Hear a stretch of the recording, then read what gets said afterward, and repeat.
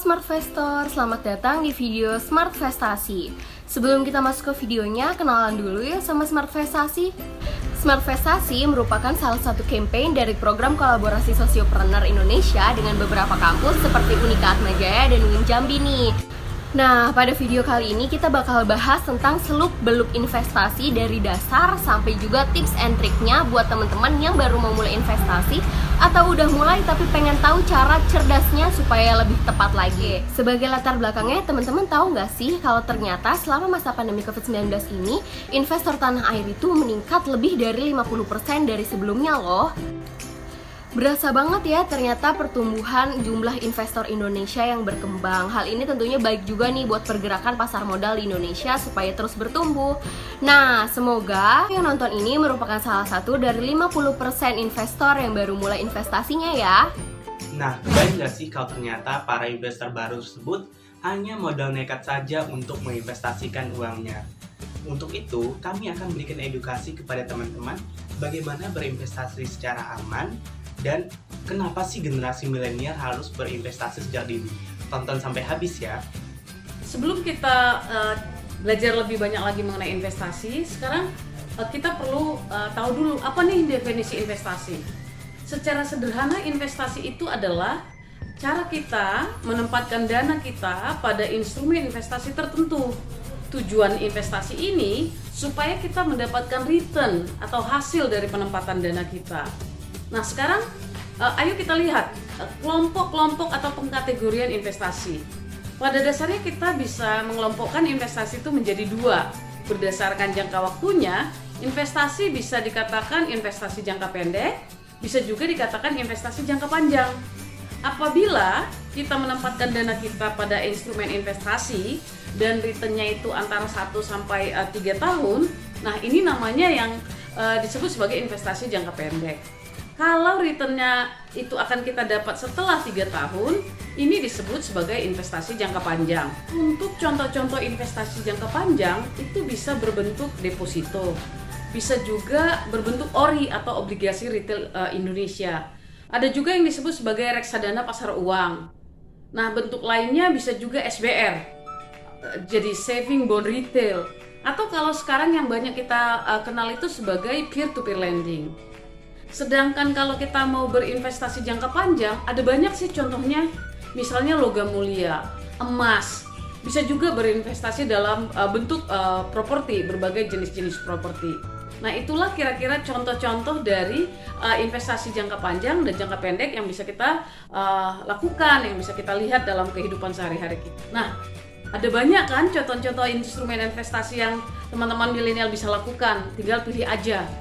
Sekarang, ayo kita coba cari tahu apa sih sebenarnya alasan-alasan perlunya kita berinvestasi mulai dari dini, terutama untuk generasi muda dan generasi milenial. Sebenarnya ada banyak alasan. Misalkan yang pertama, kita berinvestasi itu sebenarnya supaya kita bebas secara finansial. Artinya, alasan pertama itu adalah berinvestasi itu akan menciptakan kebebasan secara finansial.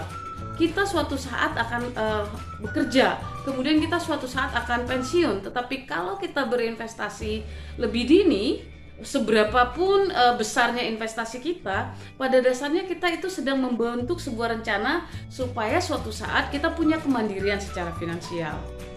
Lalu alasan yang kedua, mengapa kita perlu berinvestasi secara dini?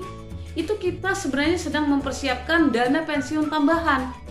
Kalau kita bekerja misalkan, memang kita akan mendapatkan pensiun, dana pensiun kita itu mungkin sudah diatur oleh perusahaan. Atau kalau kita melakukan aktivitas kita sendiri, mungkin kita tidak terpikir, nanti kita kalau sudah saatnya pensiun, usia pensiun, apa dana yang kita miliki yang menghasilkan setiap bulannya.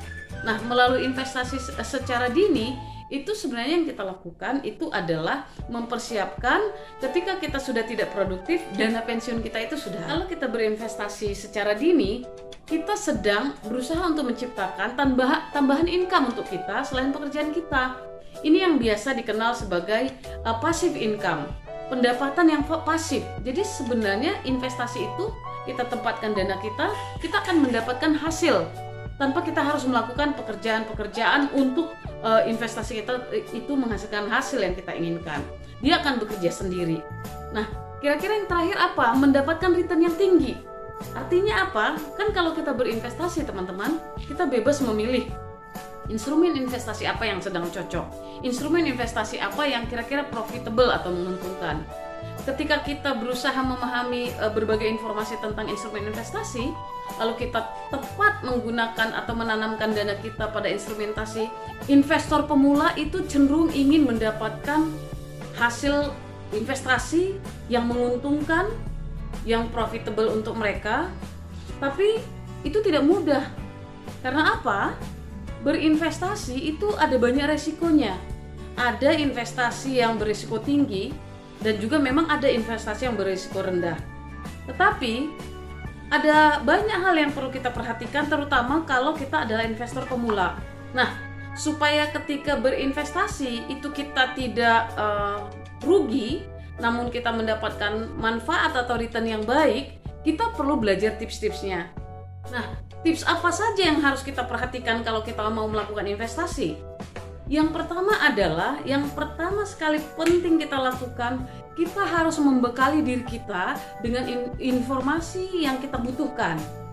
Yang intinya adalah kita harus paham dan mengerti. Bagaimana kita supaya paham dan mengerti untuk berinvestasi pada produk apa, pada instrumen apa, pada perusahaan mana. Zaman sekarang ini ada banyak sekali sumber informasi yang bisa kita gali.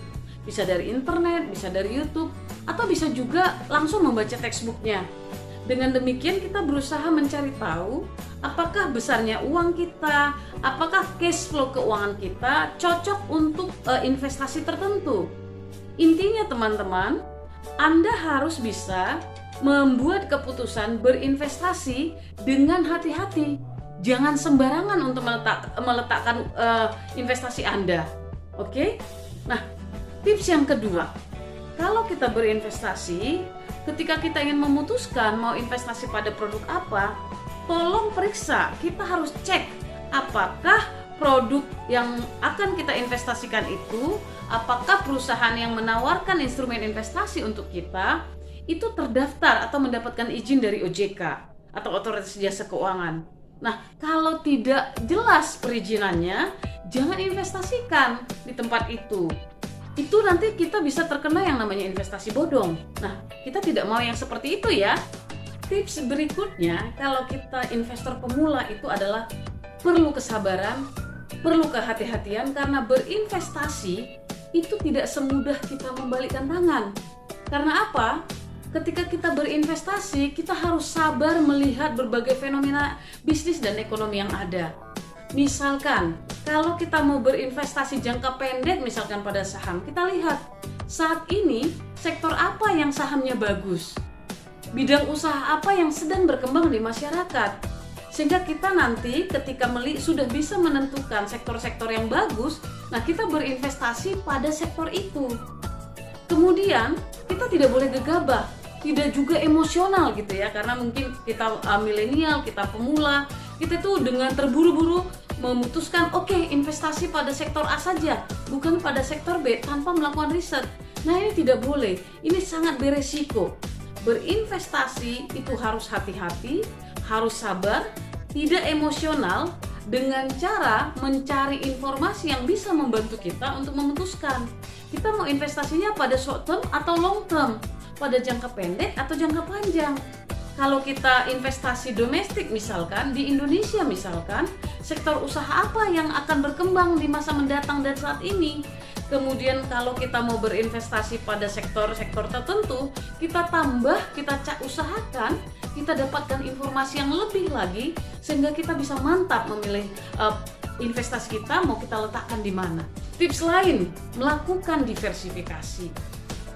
Kenapa kita perlu melakukan diversifikasi? Ini adalah strategi kita untuk berusaha untuk mendapatkan return dari berbagai instrumen investasi, tapi pada saat yang sama sebenarnya kita ingin membagi resiko kita ke dalam beberapa opsi.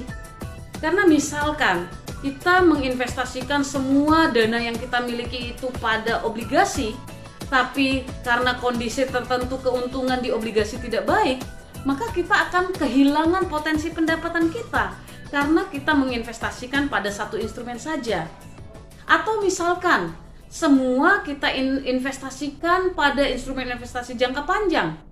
Nah, ini mungkin tidak menguntungkan bagi kita karena ada saatnya kita itu butuh return dalam jangka pendek atau menengah. Sehingga bagi kita tidak bisa bergerak.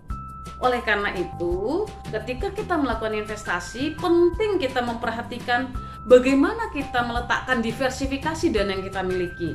Semakin terdiversifikasi dana kita, maka kita semakin meminimalkan atau membagi atau mengurangi resiko kerugian ketika kita melakukan instrumen investasi tertentu. Hal lain yang perlu kita perhatikan ketika kita ingin melakukan investasi, perhatikan berapa pendapatan yang kita miliki. Pendapatan itu bisa pendapatan pasif atau juga pendapatan aktif kita. Nah, setelah kita bisa mengkalkulasi pendapatan yang kita miliki, jumlah dana yang kita miliki, kita harus memperhatikan bahwa kita juga punya kebutuhan. Ada kebutuhan primer, ada kebutuhan sekunder, ada kebutuhan tersier. Ketika kita memutuskan untuk melakukan investasi pun, jangan sampai kita menderita. Kebutuhan kita saat ini tidak bisa kita penuhi dengan baik karena dana kita tempatkan untuk investasi semua, apalagi kalau investasinya jangka panjang. Nah, ini akan membuat kesalahan strategi. Kita boleh berinvestasi, tapi tetap perhatikan pemenuhan kebutuhan primer. Supaya apa? Berinvestasi, tujuan kita untuk mendapatkan kemandirian secara finansial, tapi kebutuhan hidup kita saat ini juga bisa terpenuhi dengan baik. Kalian pernah dengar istilah FOMO, Fear of Missing Out, sifat ketakutan ketinggalan zaman, sifat ingin ikut melakukan sesuatu karena takut tertinggal. Nah, ini tidak boleh juga terjadi ketika kita melakukan investasi. Kita sebagai investor pemula, meskipun kita pemula, jangan sampai FOMO ini terjadi. Fear of missing out di investasi itu sering terjadi loh. Karena apa begitu?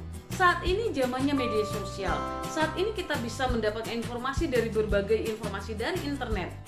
Ada banyak juga perusahaan investasi itu yang meng-hire influencer untuk mempromosikan instrumen investasi mereka, untuk menginformasikan dan mempromosikan secara gencar perusahaan mereka supaya menjadi tujuan investasi kita, termasuk mungkin pemula. Tetapi ketika Anda juga melihat informasi-informasi tentang menariknya investasi, begitu menguntungkannya instrumen investasi tertentu, tetap ingat tips yang tadi. Kita sebagai investor harus sabar, mencari informasi, paham dan mengerti, serta tidak emosional untuk menempatkan dan memilih di mana dan produk apa kita akan berinvestasi. Ingat, berinvestasi itu tujuan kita adalah mendapatkan kemandirian secara finansial. Jangan karena FOMO, Anda begitu melihat, oh teman saya nih untung, kaya dalam waktu singkat, sehingga Anda ikut-ikutan langsung mengikuti perusahaan itu, langsung menempatkan dana Anda pada instrumen investasi itu. Belum tentu sesuai dengan keadaan Anda, belum tentu cocok dengan cash flow Anda. Jadi ingat, jangan terkena FOMO di bidang investasi.